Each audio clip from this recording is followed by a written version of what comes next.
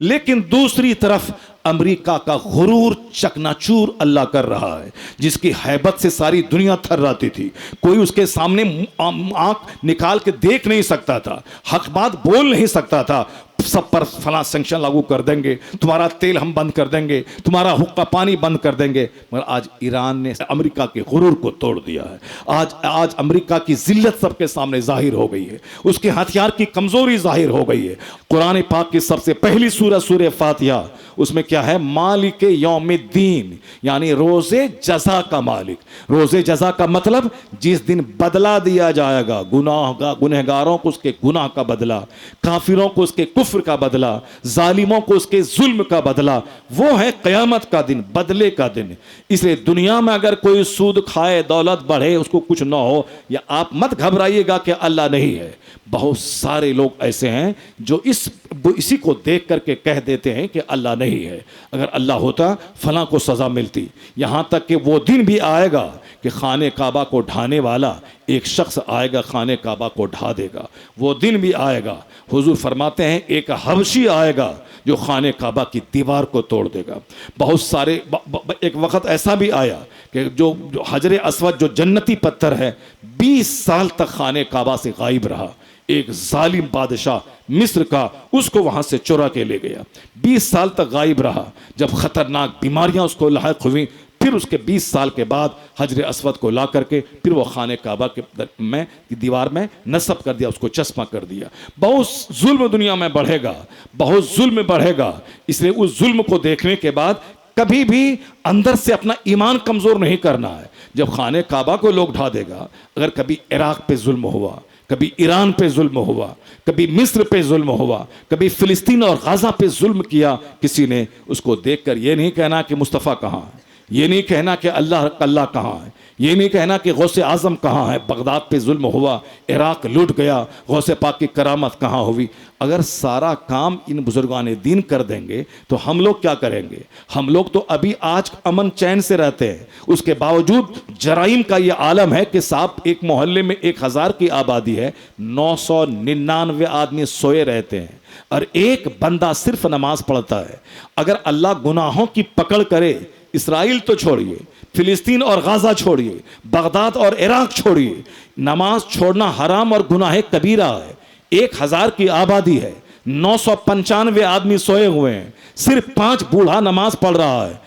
अगर अल्लाह गुनाहों की फौरन पकड़ करे, जैसे आपके कहने के मुताबिक इसराइल के बम में आग लग जाए, उनके मिसाइल में कीड़ा हो जाए, उनके एटम बम को दीमक चाट ले, बुजुर्गान दीन जो करामत दिखलाते वो करामत एक बार फूंक दे, उसका सारा जो मिसाइल जो आ रहा वो सब वो रास्ते ही में नाकारा हो जाए। अगर ये सारा हो जाए, अल्लाह ताला काफिरों का जोर फौरन तोड़ दे, गुनाहों की पकड़ करे, तो उस वक़्त आपका क्या होगा? जब 995 लोग सोए रहेंगे और 5 बूढ़ा नमाज पढ़ेगा, इस 995 को ज़मीन में अल्लाह धंसा देगा। इस 995 को अल्लाह ताला उसका जीना मुश्किल कर देगा।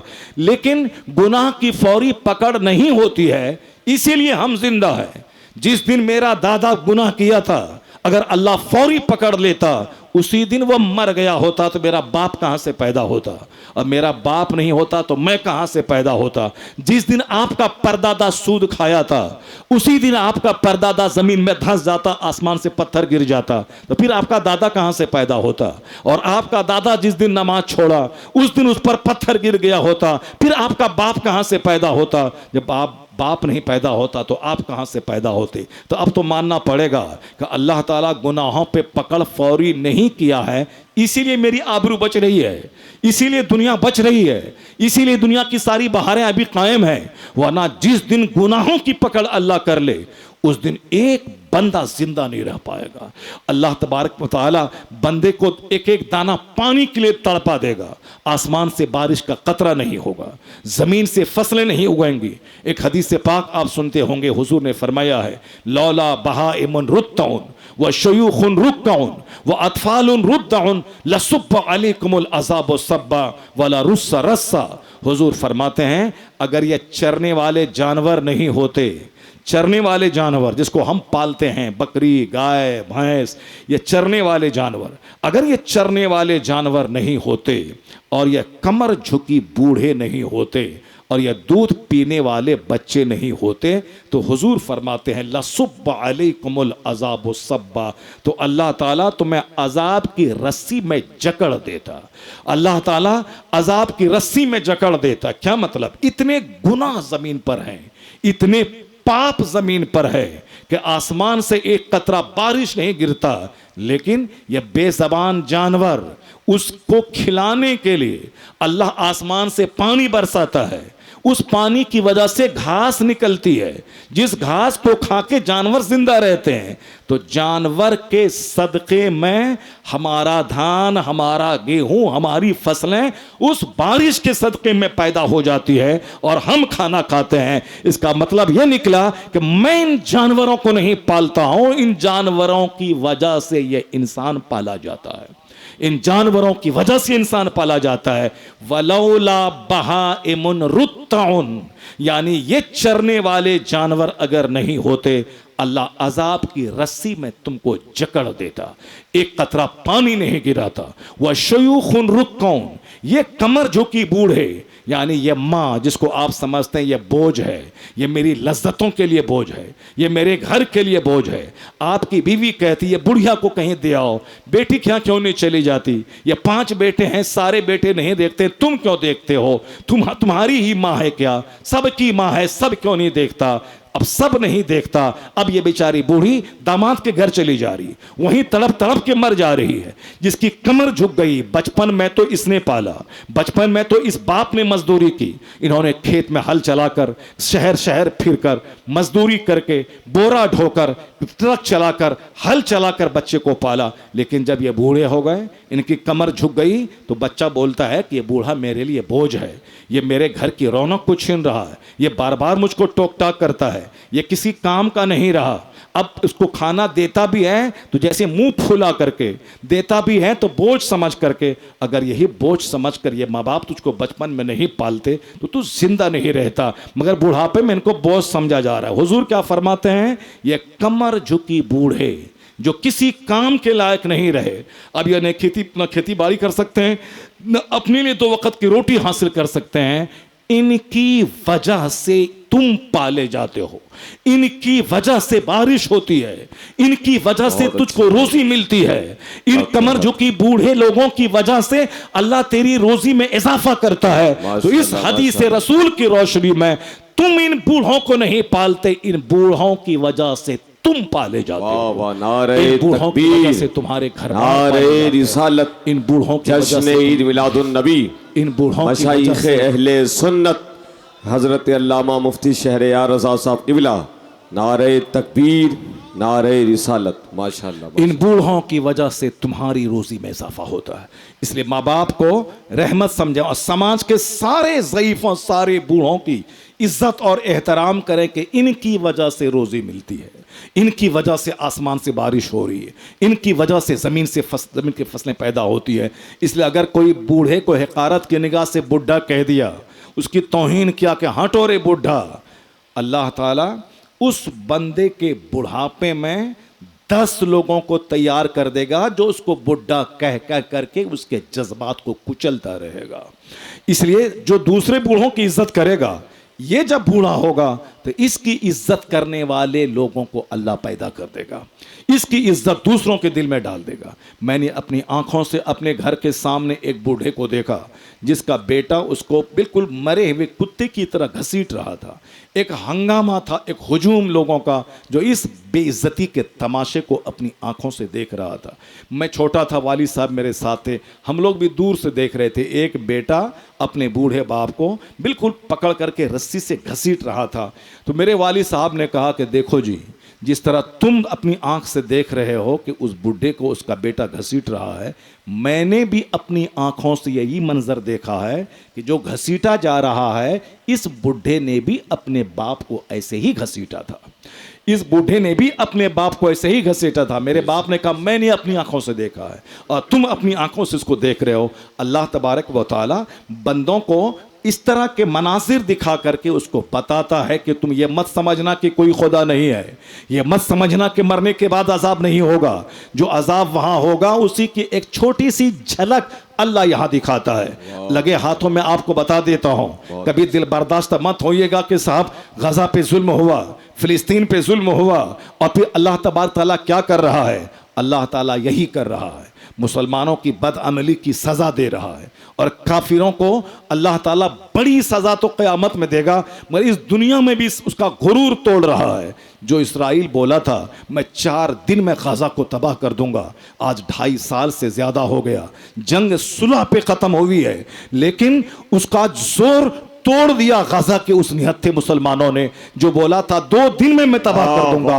2.5 साल की मुद्दत में भी इसराइल उसको तबाह नहीं कर पाया, और फिर तीसरे लोगों के बीच में हस्तक्षेप करने के बाद तब एग्रीमेंट और सुलह पे जंग का खात्मा हुआ। उसके गुरूर को गजा के मुसलमानों के सब्र ने तोड़ के रख दिया। जो काम इसराइल के बम नहीं कर सका वह काम फिलिस्तीन के मुसलमानों की ईमान की ताकत ने करके दिखा दिया। और आज भी देख रहे हैं, भले ही ईरान के राफिजियों से हमारा कुछ न कुछ मसला है, मगर वहाँ बहुत सारे अल्लाह के वलियों के मज़ारात हैं। हज़रत इमाम अली रज़ा रज़ी अल्लाह तआला अन्हु के मज़ार ईरान में है, गौसे आज़म रज़ी अल्लाह तआला अन्हु ईरान में पैदा हुए, ख्वाजा गरीब नवाज रज़ी अल्लाह तआला अन्हु ईरान में पैदा हुए, हज़रत शेख सादी शिराजी ईरान में है, हज़रत मखदूम अशरफ जहांगीर सिमनानी इनके वालिदैन इनका मज़ार ईरान में है। यानी बेशुमार औलिया सालिहीन हिंदुस्तान में जितने बुजुर्गान दीन आए हैं उसमें से अक्सर वह लोग हैं जो ईरान की सरजमीन से चल के आए हैं। ईरान की ज़मीन बुजुर्गों की सरजमीन, ईरान की सरजमीन गौस और ख्वाजा के ख़ानदान की सरजमीन, ईरान की सरजमीन सरकार मखदूम अशरफ जहांगीर सिमनानी के आबा अजदाद, ये उनकी सरजमीन, मखदूम अशरफ बिहारी, मखदूम यहया मनीर रज़ी अल्लाह तआला अन्हु के इनके मुरीदों, इनके ख़ानदान के लोगों की ज़मीन भले ही फिलिस्तीन है मगर ईरान से इनका कनेक्शन है। पहले फारसी ज़बान थी, ईरान से ही लोग इंडिया आते थे, उनकी फारसी ज़बान बाज़ाब्ता तौर पर हिंदुस्तान में राइज थी और वहाँ के मुस्तनिफ़िन की किताबें लिखी हुई आज भी हिंदुस्तान की सारी यूनिवर्सिटीज़ में चलती हैं। भले ही वहाँ चंद किस्म के घटिया किस्म का अक़ीदा रखने वाला वो भले ही उसका वर्चस्व वहाँ कायम है, मगर वह ज़मीन है मुसलमानों की, वह ज़मीन है बुज़ुर्गों की, वह ज़मीन है कुतुब अब्दाल की, वह ज़मीन है बुज़ुर्गान दीन और सालेहीन की। आने वाला वक्त भी आएगा जब उस ज़मीन पे खुश अक़ीदा सुन्नी मुसलमानों की हुकूमत कायम होगी। इसलिए उस पर होने वाले मज़ालिम जो अमेरिका और इसराइल ढा रहा है, हम कभी भी उसके उस मज़ालिम को ये नहीं कह सकते हैं कि वो ठीक कर रहा है। ऐसा नहीं, वो मुसलमानों की ज़मीन पे बम गिरा रहा है और ये बदअमल मुसलमानों को बदअमली की सज़ा मिल रही है। हो सकता है कि सहाबा कराम की गुस्ताखी की सज़ा मिल रही हो, सहाबा कराम की गुस्ताखी की सज़ा मिल रही हो, लेकिन दूसरी तरफ अमेरिका का गुरूर चकनाचूर अल्लाह कर रहा है, जिसकी हैबत से सारी दुनिया थर्राती थी। कोई उसके सामने आंख निकाल के देख नहीं सकता था, हक बात बोल नहीं सकता था। सब पर फला सैंक्शन लागू कर देंगे, तुम्हारा तेल हम बंद कर देंगे, तुम्हारा हुक्का पानी बंद कर देंगे, मगर आज ईरान ने सबके गुरूर को तोड़, अमेरिका के गुरूर को तोड़ दिया है। आज अमेरिका की जिल्लत सबके सामने जाहिर हो गई है, उसके हथियार की कमजोरी जाहिर हो गई है। और इतना जान लें कि भले ही वक्ती तौर पर आंधी आती है, लगता है कि अब सारे दरख्त उखड़ जाएंगे, लगता है कि अब सारा घर उजड़ जाएगा, लगता है कि सारी बस्ती अब खत्म हो जाएगी, मगर याद रखिए आंधी हमेशा रहती नहीं है, आंधी खत्म हो जाती है, सैलाब आता है, लगता है सारा गांव उजड़ जाएगा, लगता है कि अब सारी आबादी बह जाएगी, मगर सैलाब आता है, फिर 2-4-10 दिन के बाद सैलाब चला जाता है। अब शदीद बारिश हो रही है, ऐसा लगता है कि सारी आबादी डूब जाएगी, मगर 1 हफ्ते की बारिश के बाद बारिश खत्म हो जाती है। कुछ साल पहले पटना में कश्ती चलने लगी थी, लेकिन कुछ दिनों के बाद पानी सूख गया, अब वो शहर उसी तरह पहले की तरह मुस्कुराने लगा। तो आंधी आती है, चली जाती है, तूफान आता है, चला जाता है, फिर मौसम नॉर्मल हो जाता है, सैलाब आता है, चला जाता है, फिर मौसम नॉर्मल होता है। है और अक्लमंदी का तकाजा है कि जब आंधी चले तो अकड़ के ना रहे। अकड़ने वाला पेड़ टूट जाता है, मगर जो दरख्त झुक झुक जाता है, जमीन से लग जाता है, जैसे आंधी खत्म हुई फिर वो दरख्त सीधा हो जाता है। जब जुल्म की आंधी चले तो आदमी को सब्र से काम लेना चाहिए, तहम्मुल से काम लेना चाहिए, धैर्य से काम लेना चाहिए। तस्बीह बढ़ा दे, इबादत बढ़ा दे, जिक्र अस्कार बढ़ा दे, सदका तो खैरात बढ़ा दे, उसके मुंतजिर रहे।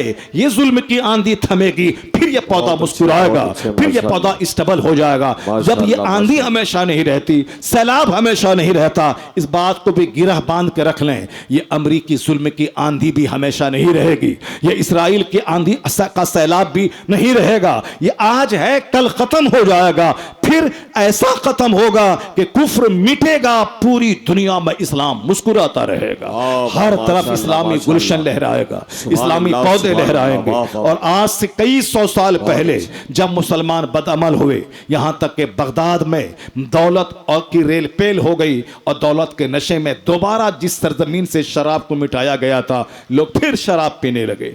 इसलिए दौलत कोई अच्छी चीज नहीं है जिसके लिए आप सारे के सारे बेताब और लालायित और बेचैन है कि माल मिले, माल मिले, माल मिले। अल्लाह वाले माल से हमेशा दूर रहते थे। क्यों? माल आता है अपने साथ 10, 20, 50 फितनों को लेके आता है। माल का सबसे बड़ा फितना आता है घमंड का फितना, गुरूर का फितना।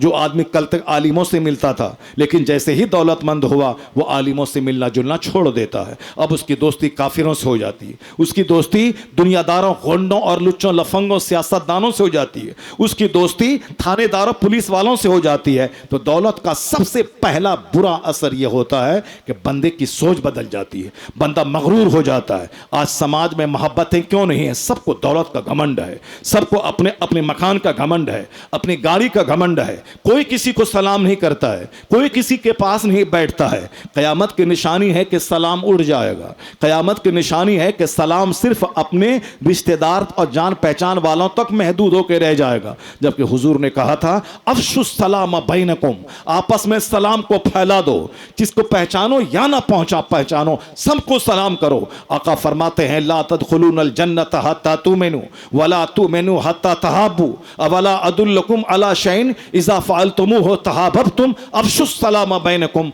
आका फरमाते, बुखारी शरीफ में भी, मुस्लिम शरीफ में भी ये हदीस पाक है।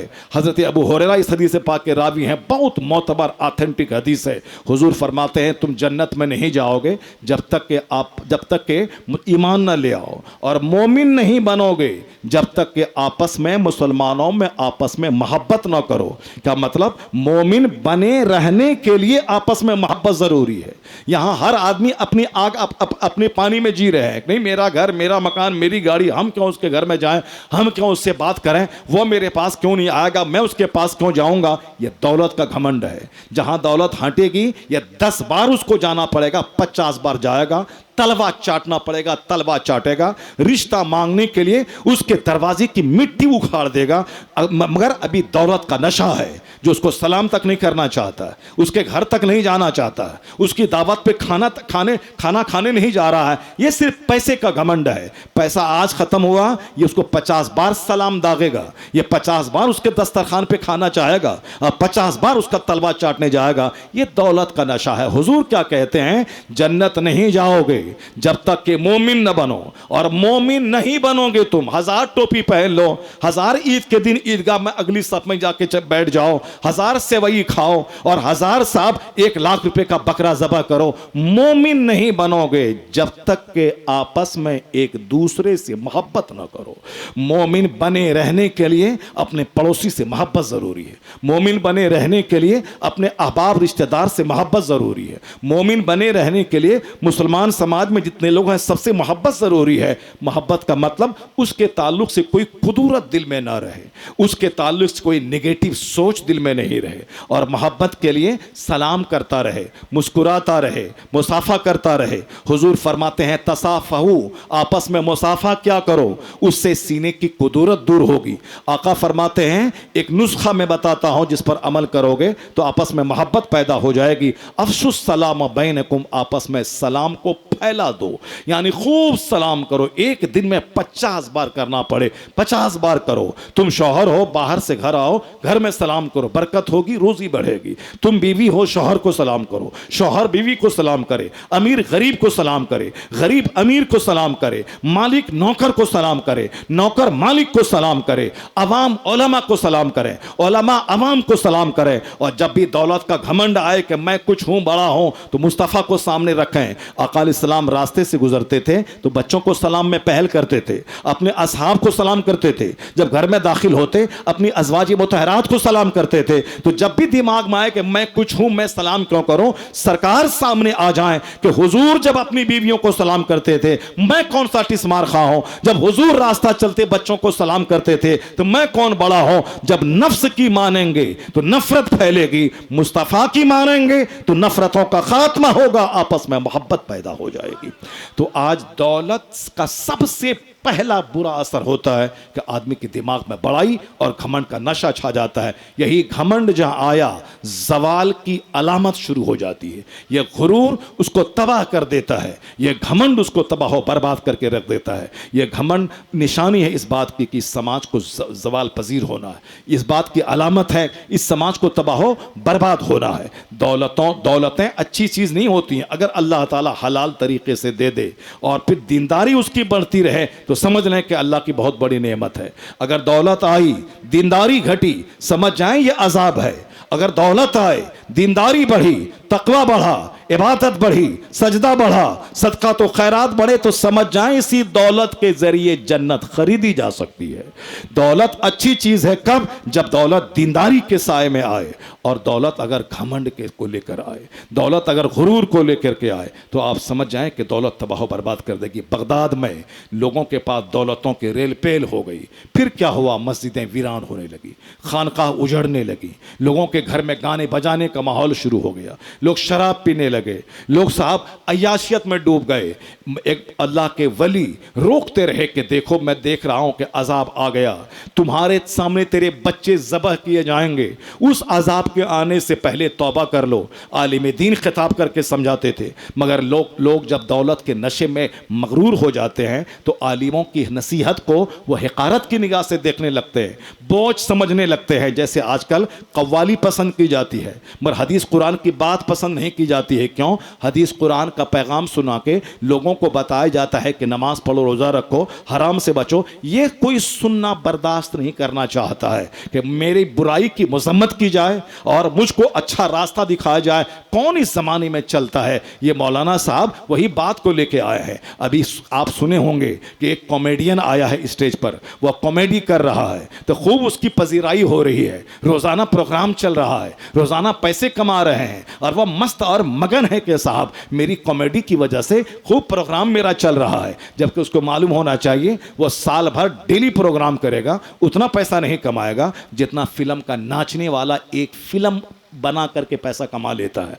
वह एक फिल्म 50-50 करोड़ रुपए में एक फिल्में बनाता है। तो पैसा कमाना कमाल नहीं है, बल्कि कमाल है कि किस जरिए से पैसा कमाया जा रहा है। हदीस कुरान बोल के पैसा कमा रहा है या कोई कॉमेडी बोल के पैसा कमा रहा है। ये मगर एक बड़ा तबका है जो उसको लाइक कर रहा है। लाइक कौन करेगा? वही जो हक बात नहीं सुनना चाहता है, जो नमाज रोजे की बात नहीं सुनना चाहता है, वह सिर्फ कॉमेडी की बात, हंसने वाली बात सुनना चाहता है। यह दौलत का मजाज है कि कोई हक उसको समझाए तो हक समझाने वाले को दुश्मन समझा जाता है। यही हाल बगदाद का था। हर तरफ दौलतों के रेल पेल, मुसलमानों के घर में शराब पी जा रही है। मगर एक अल्लाह के वली थे, वो कम कह रहे थे लोगों से कि ऐ लोगों, तुम लोग जिस तरह से जी रहे हो अल्लाह का अजाब तेरे करीब पहुंच गया है। तुम्हारा मोहल्ला, तुम्हारी जमीन खून से रंगीन हो जाएगी। तुम अल्लाह के अजाब को दावत दे रहे हो, तौबा कर लो, नेक बनो, वो अजाब अल्लाह का टल जाएगा। मगर लोग उनको कहते थे ये पागल है,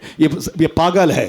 लोग उनकी बात को खातिर में नहीं लाते थे। लेकिन जब वो अपनी बात को छोड़ते नहीं थे, हर गली कुचे में घूम घूम कर कहते थे वो अजाब आ गया, आने वाला है, तेरे बाल बच्चे तेरी निगाहों के सामने ज़बह किए जाएंगे और तुम अभी घर में कहका मार रहे हो, घर में हंसी और मजाक और तफरी का माहौल पैदा किए हुए हो। तौबा करो, अल्लाह के सामने झुक जाओ, तौबा करो, गुनाहों से बाज आ जाओ, वरना तेरी ज़मीन खून से रंग जाएगी। पहले तो लोगों ने समझा कि पागल है, लेकिन जब उन्होंने अपनी बात बंद नहीं की तो अपने औबास बच्चों को लगा दिया उसके पीछे कि मारो इसको, ये क्यों मेरा मजाक किरकिरा कर रहा है, इस जमाने में कौन चलेगा इनकी बात पे, और ये हमको समझाने आ रहा है, दौलत है मेरे पास, मालो सर मेरे पास, मकान मेरे पास, और ये मुझको समझा रहा है कि दिन पर चलो मारो इसको। औबास बच्चों को उसके पीछे लगा दिया। बच्चों ने इतना मारा उस मजजूब बुजुर्ग को, खून में लथपथ हो गए, यहां तक कि उनकी मौत हो गई। इधर वह मजजूब बुजुर्ग की मौत हुई, उधर तातारी काफिर जो घात में था, चंद दिनों के बाद बगदाद पे हमला आवर हुआ। इतना खतरनाक हमला किया, सारी मस्जिदें तोड़ दी, सारे मदरसे टूट गए, 70,000 मुसलमानों को ज़बह किया तातारी काफिरों ने। उसकी खोपड़ी काट कर मीनार बनाया, उस मीनार पे बैठ के तातारी काफिरों ने शराब पिया, यानी पूरा बगदाद उजाड़ के रख दिया। जितनी किताबें लाइब्रेरी में थीं, सारी किताबों को दरियाए दजला में फेंक दिया। जिस किताबों की स्याही की वजह से दरियाए दजला का पानी काला हो गया। बदअमल मुसलमानों को उसकी बदअमली की सज़ा मिल गई, आलिम की तौहीन की सज़ा, मजजूब की तौहीन की सज़ा, दीनी अहकाम की पसे पुश्त डालने की सज़ा। इसलिए जो लोग आज ये सोच रहे हैं कि मौलाना की बात पे कौन अमल करेगा, कव्वाली हुई 1,00,000 का मजमा, खिताब हो रहा है हदीस कुरान की बातें, साहब वहाँ 50-100 लोग हैं, कोई नाचने वाली आ गई 1,50,000 का मजमा, अब कोई कुरान सुनाने वाला आ गया है, वहाँ साहब 10-20 लोग बैठे हुए हैं। और लोग ये नहीं समझ लें, ये मत समझे कि साहब मेरे वारे न्यारे हैं, मैं कमा खा रहा हूँ, ईद के दिन 10 प्रकार की सेवई खा रहा हूँ, हमारे बाल बच्चों को 10-10 जोड़े कपड़े मिल रहे हैं, मेरा मकान बन रहा है। ये नहीं समझें आप, ये समझ लें कि वो जिल्लत का अज़ाब करीब आ गया है, जो आपका सारा गुरूर तोड़ डालेगा, जो आपके सारे आराम, सारी लज्जतों को उसके तारो पोत बिखेर के रख देगा। वही हाल बगदाद का हुआ, जो मुझसे ज्यादा ताकतवर थे,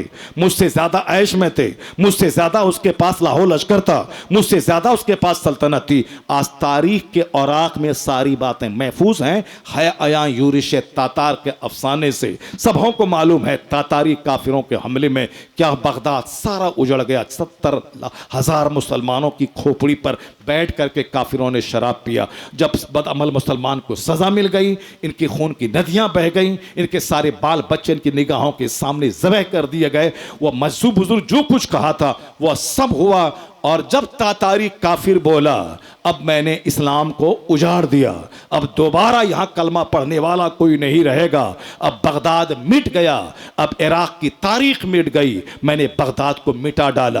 पहले अल्लाह ने बदअमल मुसलमान को सजा दी, उसके बाद जब इन काफिरों ने कहा कि अब यहां इस्लाम का सूरज नहीं तुलू होगा, अब बगदाद दोबारा आबाद नहीं होगा, तो अल्लाह ने इन काफिरों का गुरूर तोड़ने के लिए और फिर बगदाद को दोबारा आबाद करने के लिए वही रास्ता इख्तियार किया कि जो काफिर बगदाद को तबाह किया था, उसी काफिरों के दिलों में इस्लाम की मोहब्बत अल्लाह ने डाल दी और वो तातारी काफिर कलमा पढ़े और इस्लाम के कैडर बने। फिर उससे बगदाद ऐसा आबाद हुआ कि पहले से ज्यादा बारौनक। वाह वाह माशाल्लाह, नारे तकबीर, तबारक व तआला, नारे रिसालत, मजहब इस्लाम, पैगाम इस्लाम, हजरत अल्लामा मुफ्ती शहरयार रज़ा साहब क़िबला।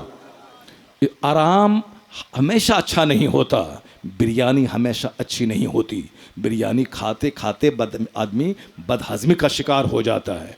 और इसी तरह दौलतों की चाहत अच्छी नहीं है। आका अलैहिस्सलाम ने हमेशा कहा है कि एक मरी हुई बकरी जो तुम्हारे नज़दीक जलील है, उससे ज़्यादा यह दुनिया जलील है अल्लाह के नज़दीक। वल्लाहि लद्दुनिया अहवनु अलल्लाह मिन हाज़ा अलैकुम, यानी जिस तरह यह दुनिया तेरे नज़दीक, बकरी तेरे नज़दीक जलील है, उसी तरह यह दुनिया अल्लाह के नज़दीक जलील है। अल्लाह ताला अपने नेक लोगों को दुनिया से बचाता है, अल्लाह ताला नेक लोगों को दुनिया से बचाता है। इबादत में असल मज़ा है, तिलावत में असल मज़ा है। यह मखदूम बिहारी का उर्स है, यह सारा बिहार वहाँ जा रहा है। मगर आपको मालूम होना चाहिए कि इन्होंने किस कदर बचपन से इबादत की है। बचपन से इन्होंने रियाजत की है, बिहिया के जंगल में, राजगीर के जंगल में इबादत करते करते अल्लाह ने वो बड़ा मकाम अता फरमाया कि एक हिंदू पंडित एक बार बोला, ए बाबा, अल्लाह वाला कौन होता है? अल्लाह, हम लोग सोने के एक जर्रा के लिए बेताब रहते हैं। एक साहब नाक का जेवर किसी औरत को मिल जाए तो शौहर साहब गुरूर के नशे में चूर रहता कि मेरे पास इतना सौरन सोना है, इतना इतना इतना भर सोना है, चांदी है। मखदूम बिहारी से पूछा एक हिंदू पंडित ने कि बाबा अल्लाह वाला कौन होता है? मखदूम बिहारी ने कहा आपने जज्बात में कह दिया कि अल्लाह वाला वो होता है जो पहाड़ को कह दे सोना तो पहाड़ सोना बन जाता है। इतना जबान से निकलना था कि राजगीर का सारा पहाड़ गोल्ड में तब्दील हो गया, सारा जंगल सारा पहाड़ सोने में तब्दील हो गया। वह पंडित देखकर दंग रह गया। जब मखदूम बिहारी ने सर उठाया देखा कि सारा जंगल सारा पहाड़ सब गोल्ड बन गया है। आपने कहा कि जंगलों, मैंने तुझे गोल्ड बनने नहीं कहा है, मैंने तो पंडित जी को समझा रहा था। इतना कहना था कि फिर सारा जंगल अपनी असल हालत पे आ गया। तो अल्लाह वाले पहाड़ को सोना बना देते हैं, जबान से जो निकलता है वह हो जाता है। क्यों? अपने आप को इतना बुलंद कर डालते हैं, इबादत से, रियाजत से, तकवा से, परहेजगारी से, भूखे रहकर, प्यासा रहकर, अपने जज्बात को कुचलकर, अपनी ख्वाहिशात को कुर्बान करके, अपने दुनियावी तमन्नाओं, दुनियावी चाहतों, दुनियावी अरमान सबको रौंद कर इतना अपने आप को बुलंद कर देते हैं।